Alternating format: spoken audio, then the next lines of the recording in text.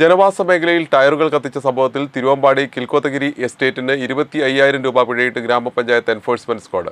പാഴ്വസ്തുക്കൾ ഹരിതകർമ്മസേനയ്ക്ക് നൽകാതെയും ശാസ്ത്രീയമായി സംസ്കരിക്കാതെയും വലിച്ചെറിയുകയും കത്തിക്കുകയും ചെയ്യുന്നവർക്കെതിരെ പൊതുജനാരോഗ്യ നിയമപ്രകാരവും പഞ്ചായത്ത് രാജ് ആക്ട് പ്രകാരവും കർശന നിയമ നടപടികൾ സ്വീകരിക്കുമെന്ന് ഗ്രാമപഞ്ചായത്ത് അധികൃതർ അറിയിച്ചു.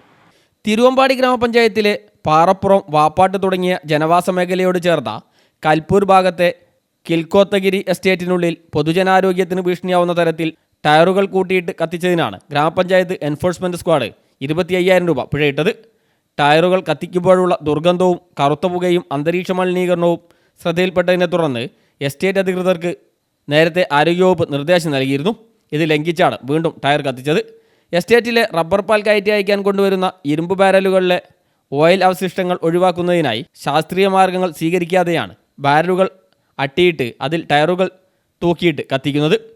പരിശോധനയ്ക്ക് ഗ്രാമപഞ്ചായത്ത് എൻഫോഴ്സ്മെൻറ്റ് ടീം അംഗങ്ങളായ health inspector M Suneer, grama panchayat clerk Sharjith, junior health ഇൻസ്പെക്ടർമാരായ P Muhammad Shameer, K Shaju, K B Sreejith, Muhammad Musthafa Khan, Saranya Chandran തുടങ്ങിയവർ നേതൃത്വം നൽകി. പാഴ്വസ്തുക്കൾ ഹരിതകർമ്മസേനയ്ക്ക് നൽകാതെയും ശാസ്ത്രീയമായി സംസ്കരിക്കാതെയും വലിച്ചെറിയുകയും കത്തിക്കുകയും ചെയ്യുന്നവർക്കെതിരെ പൊതുജനാരോഗ്യ നിയമപ്രകാരം പഞ്ചായത്ത് രാജ് ആക്ട് പ്രകാരവും കർശന നടപടികൾ സ്വീകരിക്കുമെന്ന് ഗ്രാമപഞ്ചായത്ത് സെക്രട്ടറി കെ ഷാജുവും medical officer doctor K V പ്രിയയും അറിയിച്ചു. News bureau, Thiruvambady.